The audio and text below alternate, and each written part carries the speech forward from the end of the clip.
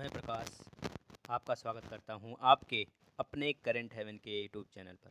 मित्रों, आज है 4 मई 2021 से जितने भी इम्पोर्टेंट करंट अफेयर के क्वेश्चन हैं और प्लस उसके साथ स्टैटिक जीके प्लस फैक्ट और हर राज्य के बारे में, जिस राज्य के बारे में डिस्कशन होगा उस राज्य की पूरा डिटेल और प्लस लास्ट में जो बच्चा लास्ट तक बना रहता है उसके लिए लास्ट में कॉन्स्टिट्यूशन का एक टॉपिक पर डे डिस्कस होता है। जैसे वो खत्म होगा वैसे हम लोग ज्योग्राफी पे स्टार्ट करेंगे।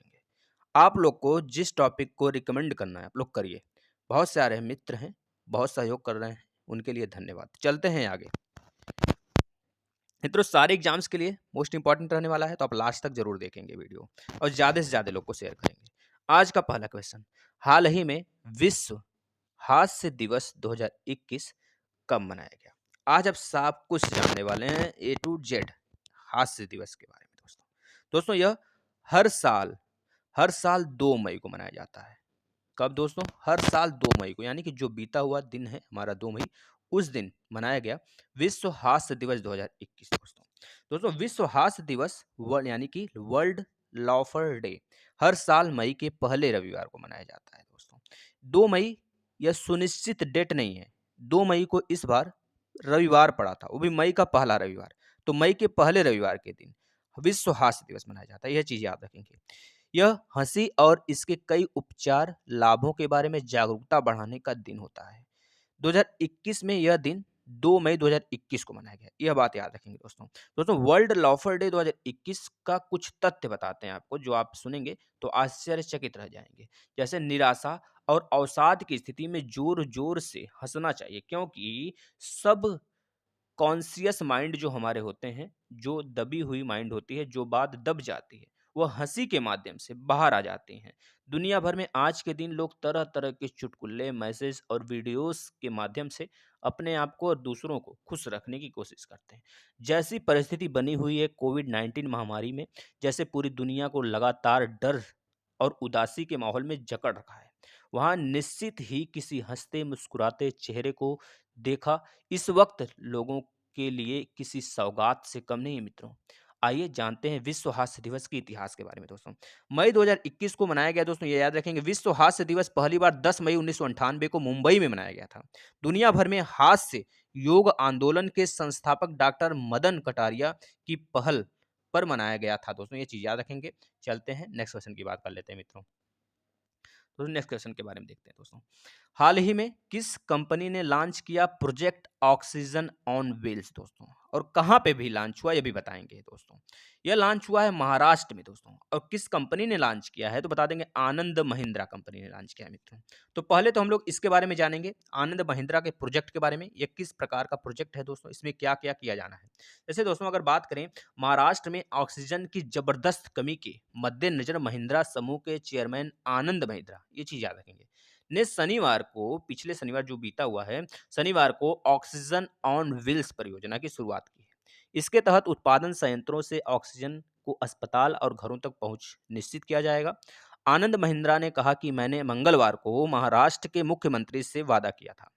दोस्तों वहां के मुख्यमंत्री से उन्होंने वादा किया था और सिर्फ 48 घंटों में महिंद्रा की टीम ने पुणे और चाकन में 20 बोलेरो के माध्यम से के जरिए यह कार्यक्रम शुरू कर दिया। उन्होंने बताया कि तत्काल आवश्यकता पर 13 अस्पतालों और दोस्तों 13 अस्पतालों के साथ 61 जंबो सिलेंडरों की आपूर्ति उन्होंने करा दी है।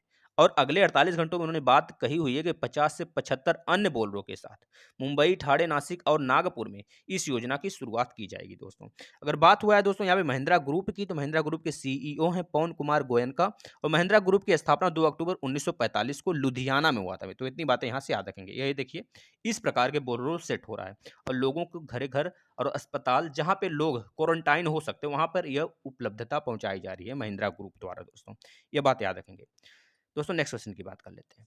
हाल ही में विश्व टूना दिवस कब मनाया गया? तो पहले आपके माइंड में तो यही आएगा कि टूना दिवस क्या होता है। दोस्तों ये टूना जो है दोस्तों एक मछली की प्रजाति है, मछली की प्रजाति है। विश्व टूना दिवस यानी कि वर्ल्ड ट्यूना डे हर साल 2 मई को मनाया जाता है। तो इसका राइट आंसर आपका तो पहले 2 मई हो जाएगा, 2 मई हो जाएगा। दोस्तों टूना मछली के महत्व के बारे में जागरूकता बढ़ाने के लिए स्थापित किया गया है। दोस्तों यह 2017 में पहली बार मनाया गया था, यह चीज याद रखेंगे। संयुक्त राष्ट्र के अनुसार विश्व में कई देश खाद्य सुरक्षा और पोषण दोनों के लिए टूना मछली पर निर्भर होते हैं। वर्तमान में 96 से अधिक देशों में टूना मछली पालन किया जाता है दोस्तों, याद रखेंगे। और इनकी क्षमता लगातार बढ़ रही है दोस्तों। अगर हम बात करें दोस्तों टूना जो दिवस है या फिर टूना जो मछली या फिर मछली की केवल बात करें तो उनका जो भोजन है वो क्या है दोस्तों, तो बता देंगे प्लैंकटन। दोस्तों ये प्लैंकटन का जो उत्पादन होता है, जैसे कि सबसे ज्यादा जो होता है हमारा अटलांटिक ओशियन में होता है, जो एस आकार की आकृति में है। वहां पे लेब्राडोर ठंडी जलधारा और न्यू फॉकलैंड गर्म जलधारा जब मिलती हैं तो वहां पे फॉकलैंड का निर्माण होता है, सॉरी प्लैंकटन का निर्माण होता है। वह प्लैंकटन मछली खाकर बहुत ज्यादा संख्या में अपना जीवन यापन करती है। उसी तरह जो आपका उत्तरी चीन सागर है वहां पे कोएसियो ठंडी जलधारा और ओएसियो गर्म जलधारा, यह दोनों मिलकर वहां पे भी प्लैंकटन का निर्माण करती हैं दोस्तों। इस वजह से उत्तरी सॉरी दक्षिणी चीन सागर और अटलांटिक ओशियन में बहुत सारी मछलियां पाई जाती हैं, पकड़ी जाते हैं दोस्तों। मछुआरे यहीं पे बहुत जाते हैं।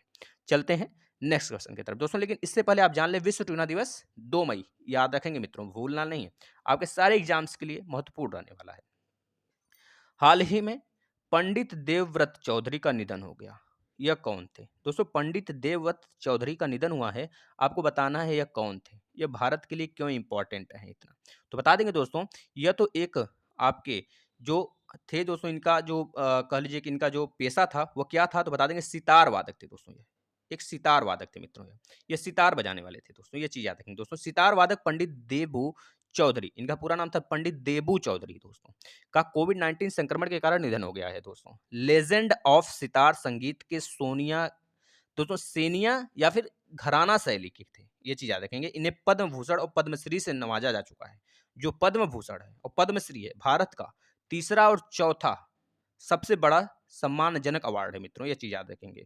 भारत रत्न और पद्म विभूषण के बाद ये दोनों आते हैं, ये चीज याद रखेंगे मित्रों। वह एक शिक्षक और लेखक भी थे दोस्तों, और उन्होंने 6 किताबें लिखी थी और कई नए रोगों की रचना भी की थी दोस्तों। इतनी बातें इनसे याद रखेंगे। चलते हैं नेक्स्ट क्वेश्चन की बात कर लेते हैं।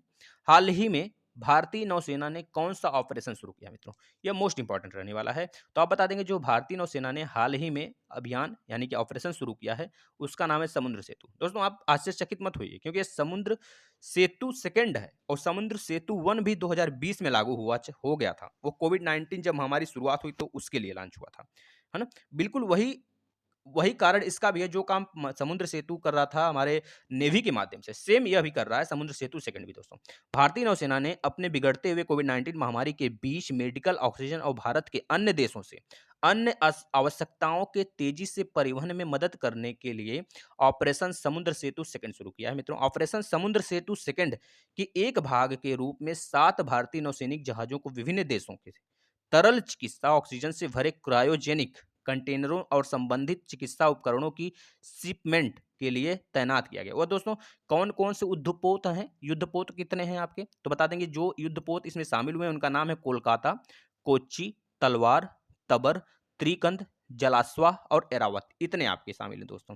दोस्तों अगर बात करें नौसेना स्टाफ के जो इसमें प्रमुख हैं, एडमिरल करमबीर सिंह है दोस्तों। भारतीय नौसेना की स्थापना कब हुई थी, बता देंगे 26 जनवरी 1950 हुआ था दोस्तों। दोस्तों यहाँ पे वंदे भारत की बात हुई है ना, तो वंदे भारत के बारे में भी आपको पता होना चाहिए दोस्तों। वंदे भारत आपको पता है दोस्तों? वंदे भारत जो था दोस्तों, यह भी एक मिशन था जिसके थ्रू मालदीव, श्रीलंका, इन सब जगहों से असहाय लोगों को 2020 में भारत लाया गया था जब कोविड-19 फैला था दोस्तों। यहाँ पे वनीला की बात हुई दोस्तों। वनीला वनीला जो है दोस्तों मेडागास्कर का एक ऑपरेशन है। मेडागास्कर में एक आपत्तिजनक बहुत ज्यादा मानवीय आहत हुआ था, उसके लिए भारत ने नौसेना अपना भेजा था, उसी को बोला गया था ऑपरेशन वनीला।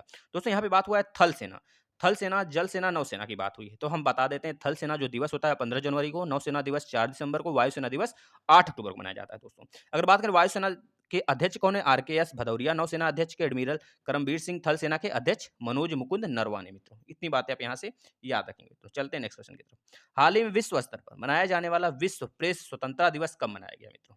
तो विश्व प्रेस स्वतंत्रता दिवस की बात हुई है तो बता देंगे 3 मई को मनाया गया दोस्तों। कब मनाया गया, तो बता देंगे 3 मई को मनाया गया दोस्तों। अच्छा दोस्तों यहाँ पे विश्व प्रेस स्वतंत्रता की बात हुई है तो आपको पता है विश्व प्रेस स्वतंत्रता रैंकिंग अभी हाल ही में जारी हुआ था 2021 वाला। उसमें भारत का 142वां रैंक था, 142वां। कितने देशों में? 180 देशों में मित्रों। और लगातार 5वें स्थान पर नॉर्वे रहा है, जो कि नॉर्वे का कैपिटल ओस्लो है, वो आपका यूरोप यानी कि नॉर्डिक कंट्री है दोस्तों, याद रखेंगे। अगर अभी हाल ही में दोस्तों पासपोर्ट इंडेक्स 2021 भी लॉन्च हुआ था, इसमें भारत का रैंक 85वां था, याद रखेंगे, जिसमें 193 कंट्रियों का गणना किया गया था। इसमें पहले स्थान पर जापान था, दूसरे स्थान पर सिंगापुर था दोस्तों।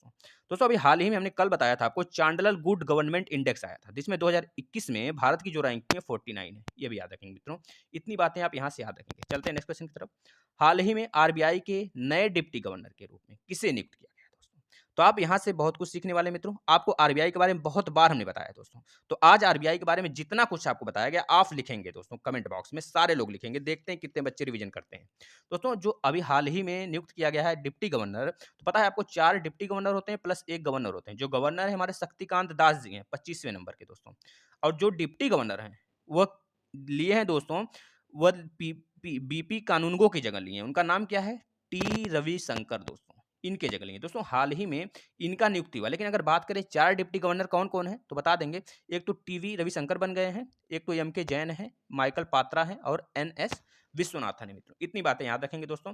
देखिए दोस्तों, हम आप लोग से नहीं बोले हैं अभी तक, क्योंकि हम आप लोग का टाइम वेस्ट नहीं करना चाहते हैं, क्योंकि हमें पता है बच्चे बहुत सीरियसली होते हैं पढ़ाई को लेके। तो आप लोग थोड़ा सीरियसली रहा करिए, और आप लोग रहते भी हैं। जैसे कि आपके रोहित सिंह जी हैं, सोनू यादव जी हैं, और बात करें राजू राजू मौर्य जी हैं, बहुत सारे बच्चे हैं। ये लोग बहुत ज़्यादा डेडिकेट होते हैं, तो इन्हीं लोग से थोड़ा सा हम एक्सपेक्ट करते हैं।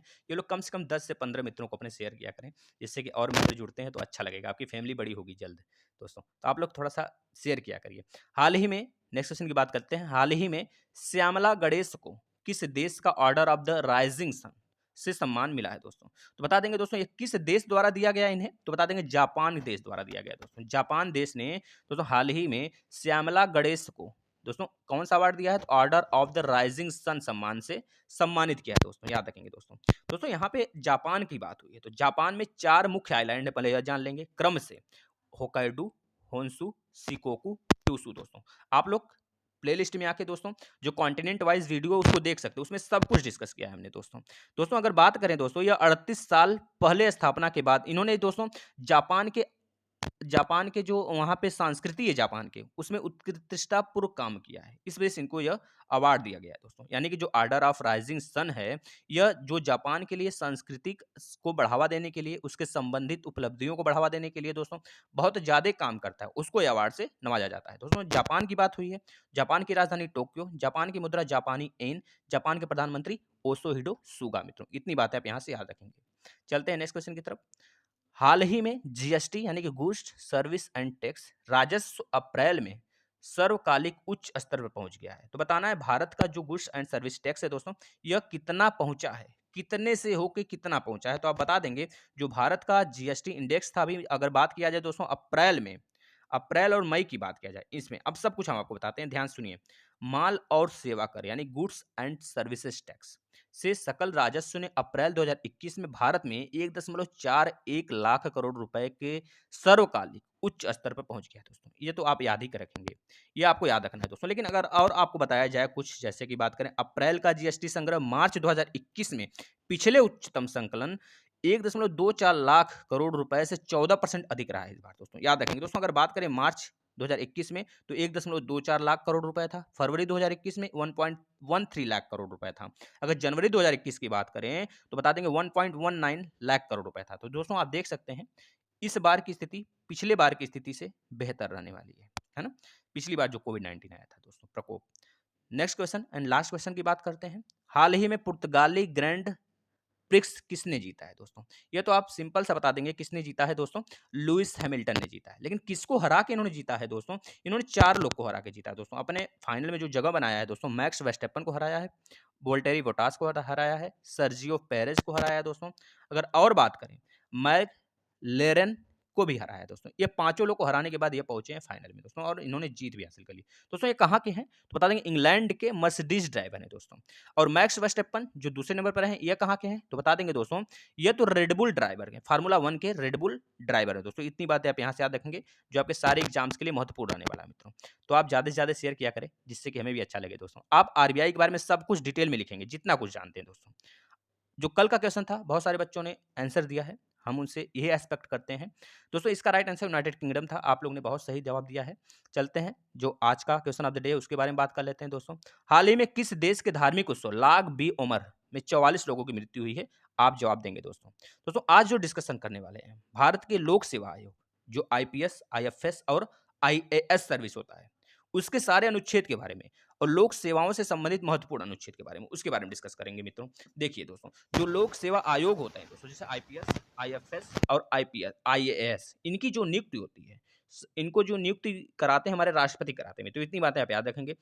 अनुच्छेद नंबर 308 में इनके निर्वाचन की बात किया गया है दोस्तों। 309 में संघ या राज्य की सेवा करने वाले व्यक्तियों की भर्ती और सेवा की शर्तों के बारे में बात किया गया। अनुच्छेद नंबर 312 में दोस्तों मोस्ट इंपॉर्टेंट है, अखिल भारतीय सेवाओं के बारे में बात किया गया है। अनुच्छेद नंबर 313 में दोस्तों संक्रमणकालीन उपबंध के बारे में बात किया गया। अनुच्छेद नंबर 14 में कतिपय सेवाओं के बारे में बात किया गया। अनुच्छेद नंबर 315 महत्वपूर्ण है, संघ और राज्यों के लिए लोक सेवा आयोग के बारे में बात किया। जैसे 312 में अखिल भारतीय के लिए सेवाओं के बारे में बात किया गया, उसी तरह 315 में राज्यों के लिए बात किया गया, संघ और राज्य दोनों के लिए दोस्तों। अनुच्छेद नंबर 316 में सदस्यों की नियुक्ति और पदावधि के बारे में, कितने पद इनकी कितनी अवधि रहेगी, कितना कब तक ये रहेंगे दोस्तों।